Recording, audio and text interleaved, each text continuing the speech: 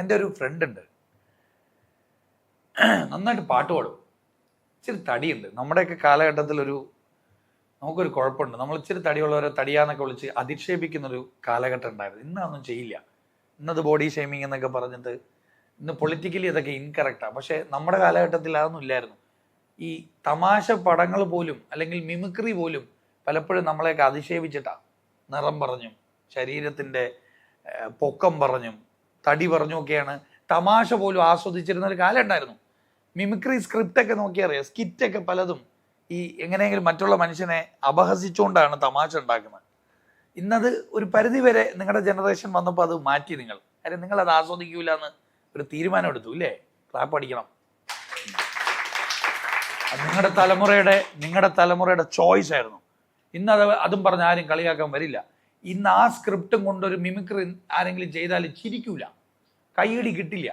അങ്ങനെ കിട്ടുകയാണെങ്കിൽ അവനെ മാറ്റി നിർത്തും, ഇല്ലേ?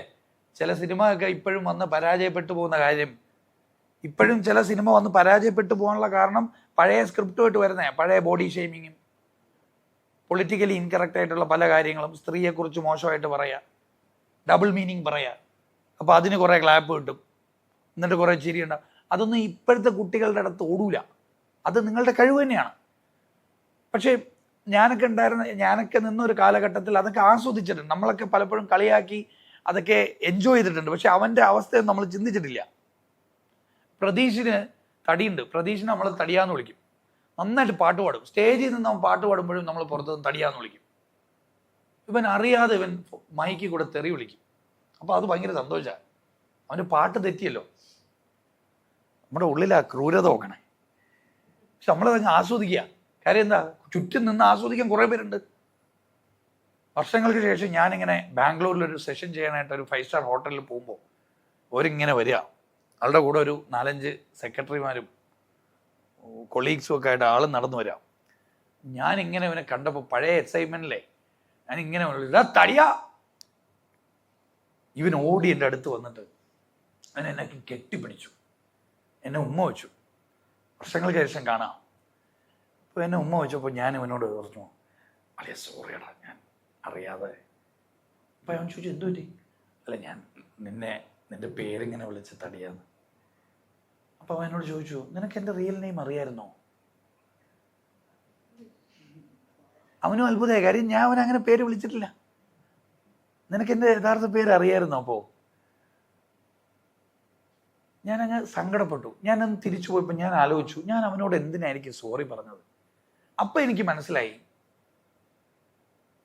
ഞാൻ അവനെ തടിയാന്ന് വിളിച്ചപ്പോൾ അന്ന് അവൻ റിയാക്ട് ചെയ്തില്ല. അവൻ റെസ്പോണ്ട് ചെയ്തപ്പോൾ എനിക്ക് എൻ്റെ തെറ്റ് മനസ്സിലായി. കഴിഞ്ഞ കുറേ വർഷങ്ങളായിട്ട് അവനെ തടിയാന്ന് വിളിക്കുമ്പോൾ അവൻ തെറി വിളിക്കും. അപ്പോൾ നമുക്കത് സുഖമായി. അപ്പോൾ വീണ്ടും വിളിച്ചു തുടങ്ങി. ഒരു ദിവസം അവൻ റിയാക്ട് ചെയ്യാതെ അവൻ എന്നെ കെട്ടിപ്പിടിച്ചിട്ട് റെസ്പോണ്ട് ചെയ്തപ്പോൾ ഞാൻ ചെയ്ത തെറ്റ് എനിക്ക് മനസ്സിലായി. ഔട്ട്പുട്ട് മാറിയത് കണ്ടോ? ഒന്ന് റിഫ്ലക്റ്റ് ചെയ്ത് റെസ്പോണ്ട് ചെയ്തപ്പോൾ ഓപ്പോസിറ്റ് നിൽക്കുന്ന ആളെ എനിക്ക് മനസ്സിലാക്കാൻ പറ്റി. ലൈഫ് ഇത്രയേ ഉള്ളൂ. റിയാക്ട് ചെയ്യും തോറും ഓപ്പോസിറ്റ് നിൽക്കുന്ന ആൾക്ക് മനസ്സിലാവില്ല. അതാണ് കുട്ടികൾ വാശി പിടിച്ച് ബഹളം ഉണ്ടാക്കുമ്പോൾ നമ്മൾ അവരെക്കാൾ ഉച്ചത്തിൽ അവരെ തിരുത്താൻ നോക്കും. തിരുത്താൻ പറ്റില്ല. അപ്പോൾ എന്ത് ചെയ്യണം? നമ്മൾ താഴെ പോകണം, നമ്മൾ കെട്ടിപ്പിടിക്കണം. നമ്മൾ റെസ്പോണ്ട് ചെയ്താൽ അവരൊരുപക്ഷെ നമ്മളെ ഉൾക്കൊള്ളും. തൊട്ടാവാടിയെ പോയി എന്തിനാ എല്ലാവരും തൊടുന്നേ? അറിയാൻ പാടുമെന്നു. അപ്പോൾ എൻജോയ് ചെയ്യൂലേ നമ്മൾ കേട്ടിട്ടുണ്ടോയെന്ന് എനിക്കറിയില്ല. നമ്മുടെയൊക്കെ കുട്ടിക്കാലത്ത് നമ്മുടെ ഒരു വലിയ പ്രധാന ഹോബിയായിരുന്നു തൊട്ടാവാടി പോയി തൊടും. അതിങ്ങനെ നോക്കും. ആ വാടുന്ന കാണാനൊരു സുഖമാണ്. മനസ്സിൻ്റെ ഒരു വികലമായ മനസ്സൊന്ന് ആലോചിച്ച് നോക്കണേ. എന്ത് ക്രൂരതയും നോക്കണേ. അത് വാടുന്നത് കാണാൻ പോയി അതിന് പോയി തൊടും. നിങ്ങൾ എത്ര പേര് തൊട്ടാവാടി എന്ന് കേട്ടിട്ടുണ്ടോ? തൊട്ടാവാടി അങ്ങനൊരു സാധനമുണ്ട്. നേരെ മറിച്ച് നമ്മൾ ചെമ്പരത്തി പോയി തൊടൂല അന്ന് പറയും. ചെമ്പരത്തി പൂ എന്താ തൊടാത്തെ? അത് വാടൂല. പിന്നെ അതിന് പിറകെ വേറെ കഥയുണ്ട്, ചെമ്പരത്തി പൂ വയ്ക്കുന്ന വേറെ എന്നൊക്കെ പറയും. എടാ, ഇതൊക്കെ പറഞ്ഞ് കണ്ടീഷൻഡ് ആയിരിക്കുക. തൊട്ടാവാടി വാടും, അതുകൊണ്ട് പോയി തൊടും.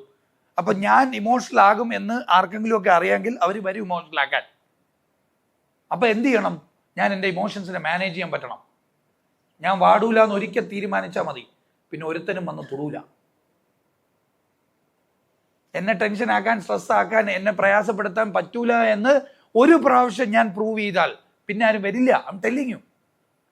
അപ്പൊ ആരാ കൺട്രോൾ ചെയ്യേണ്ടത്? ആരാ മാറേണ്ടത്? ഞാനാ മാറേണ്ടത്.